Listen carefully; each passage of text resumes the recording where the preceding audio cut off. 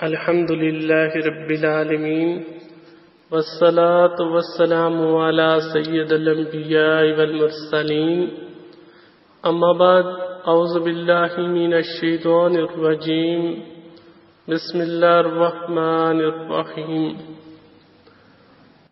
آج ہم سنیں گے عاشوراء کے دن کی فضیلت اور عاشوراء کی شب نوافل پڑھنے کا کتنا بڑا اجر و ثواب ہے اور اس کا کیا طریقہ کار ہے اور اس کی کتنی بڑی فضیلت اور برکت ہے اور اس کا پڑھنے کا جو طریقہ ہے آج ہم وہ سنیں گے انشاءاللہ تعالی۔ جو شخص ان نوافل کو پڑھے گا اسے قبر میں عشر میں دنیا میں فائدہ ہی فائدہ ہوگا اور برکت ہی برکت ہوگی۔ شب عاشوراء بعد نماز عشاء 4 رکعت نماز 2 سلام سے پڑھے اور 8 رکعت میں بعد سورۃ الفاتحہ کے آیت الکرسی 3 دفعہ سورہ اخلاص اور 10 دفعہ پڑھے۔ بعد سلام کے سورہ اخلاص 100 مرتبہ پڑھ کر اپنے گناہوں کی توبہ کرے اور اللہ پاک سے بخشش طلب کرے۔ انشاءاللہ تعالی اللہ کریم اپنی رحمت کاملہ سے اس نماز کے پڑھنے والوں کے تمام گناہ معاف فرما دے گا۔ شب عاشوراء بعد نماز عشاء اگر کوئی 8 رکعت نماز پڑھے تو 4 سلام سے پڑھے، ہر رکعت میں سورہ فاتحہ کے بعد سورہ اخلاص 25 مرتبہ پڑھنی چاہیے، پھر بعد سلام کے درود پاک 70 مرتبہ پڑھے اور دعائے مغفرت کرے۔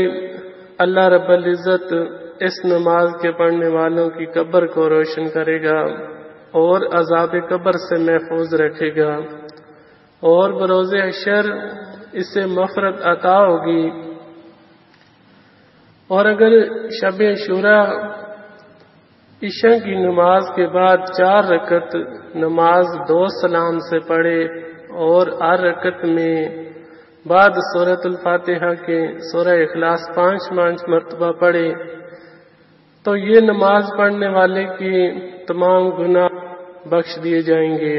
پروردگار عالم اس نماز پڑھنے والے کے گناہوں کو معاف فرما کر اسے جنت الفردوس میں ایک اعلیٰ اور عرفہ مقام اس لیے عطا کیا جائے گا کہ اس نے یہ نماز پڑھی ہے اور اس کی کتنی بڑی فضیلت و برکت ہے۔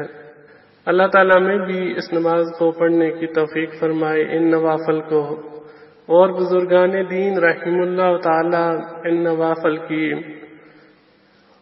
پابندی کے ساتھ جب محرم الحرام 10 محرم یعنی عاشوراء کی شب آتی تو یہ نوافل پڑھا کرتے تھے۔